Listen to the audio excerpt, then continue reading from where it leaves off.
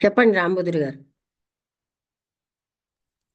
అదే మేడం, మనసు మనసు ద్వారానే మనం వ్యక్తం అవుతున్నాం కాబట్టి ఈ మనసు యొక్క స్థితి ఇది అని మనం ఇప్పుడు ఈ క్లాస్ ద్వారా తెలుసుకున్నాం కాబట్టి మనసు మోసకారి, మనసుకు ఇది అంటే ఫాల్స్ వ్యక్తిత్వము మనసుది.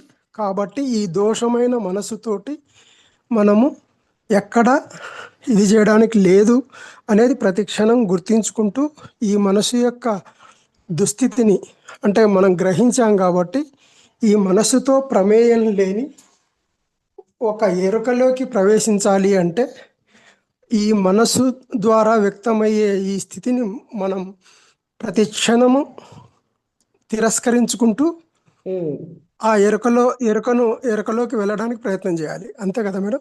అవును, అంతే. ఆ, అదే మేడం. అంటే ఒక్కొక్క దగ్గర ఏమవుతుందంటే మోసపోతూ ఉంటాం.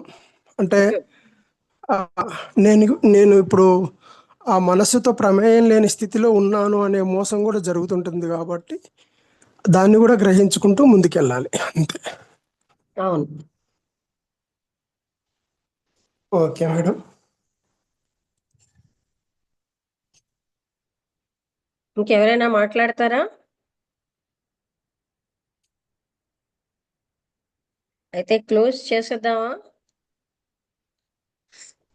అందరికీ నమస్కారం. క్లోజ్ చేసేస్తున్నాను.